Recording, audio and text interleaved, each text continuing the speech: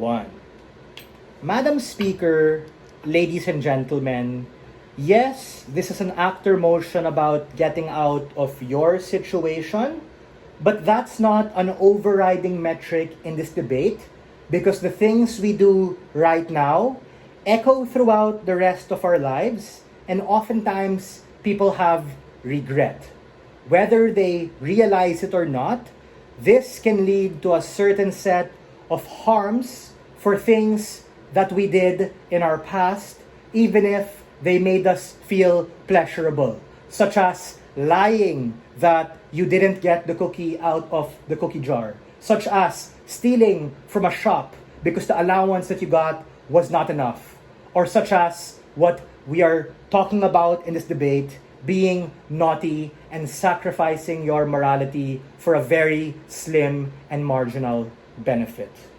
What do we get to you coming from this debate? There are a couple of issues we think are important that fall in favor of closing opposition. The first is why the end does not justify the means, and why a sense of morality is so important even if your situation right now sucks. Number 2, how exactly are you going to be able to get out of the situation? This is weighing the counterfactual, absent being naughty and receiving this windfall of coal from the guy who's red, who's fat. And lastly, just talking about the practical outcomes of the decision and challenging the lens of how this can affect a young child. Before I move on to my other whippy stuff, let's first respond to material coming from closing government. The first is something you get from MG, this framing that children can dictate this morality upon themselves and as a consequence can choose the extent of naughtiness. Madam Speaker, this is a very dangerous kind of characterization, precisely because of the norms of subjectivity, given that we on closing opposition explicitly called out how malleable, how formative, how susceptible children are. So yes, even if by a very small margin you're able to get out of the situation faster, these things reinforce habit, and these habits can reinforce the rest of your life. That is why my partner's POI is very important. He talked about shortcuts and how shortcuts can work right now, but just because you do it now sends this message and builds this perverse incentive structure that taking shortcuts later on in life is good and justified because you please of it. And as a consequence, that leads to an openness of other bad things, which can lead to people maybe taking shortcuts against you, or you thinking that you're better and above the law and morality because you are a most proximate actor. Yes, it's an actor motion, but the point in which you make such a selfish calculus is the point in which it becomes harmful for you. Secondly, we think this quota, the idea of it being fixed, is the Hail Mary characterization coming from government bench.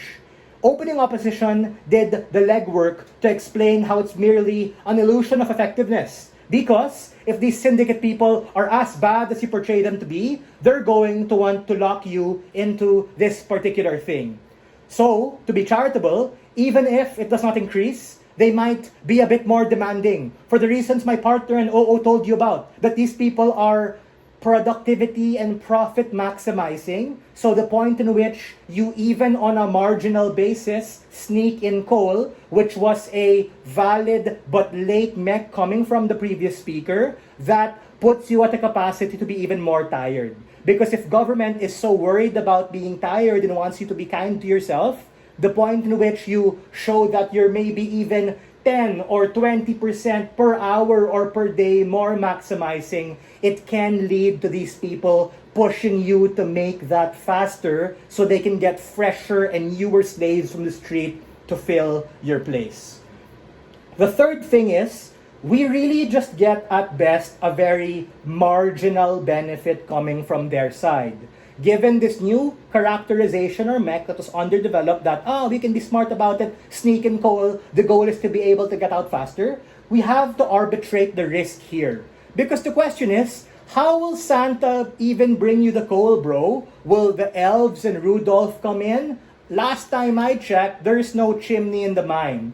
That might put everyone in a more vulnerable situation because a lot of these mines are heavily securified, heavily fortified. So if you have these people trying to sneak in and stuff, it could put the children and everyone at more risk. Ultimately, what happens on side government? We need to understand the oppressive nature of syndicates who ultimately want to be able to do what they're saying. You can't say that they're rational people because these people are fucking bad because they've stole you against your will and are operating in an illegal camp who kidnapped you from your parents and the life you once have. Which means to say that they are probably as dark-hearted as we portray, and that might mean putting you in a more vulnerable and shady situation no matter how good or effective. Andre, the POI.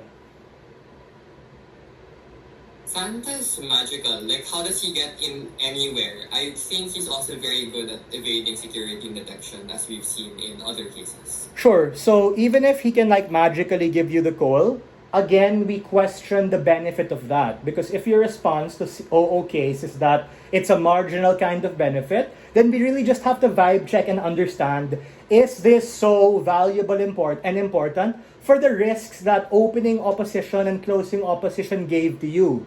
Absent all that complexity, if you just shut the fuck up, work hard, and not compromise your sense of morality through gallivanting and frivolity, you're gonna be able to get out quicker. Why is morality such an important part coming from our side of the house? And it's precisely because children are very formative. And what Andre mentioned in his whip speech is so important. Our flip here is that that's exactly why they need teachers and parents to be able to guide them. Because absent any form of guidance, if they make these decisions based on their own morality, they develop a misconstrued sense and understanding of how the world works, even if in the short term, which they're very motivated by, the intuition pump here is the marshmallow test, can lead to a host of outcomes like being impatient or not understanding how things are.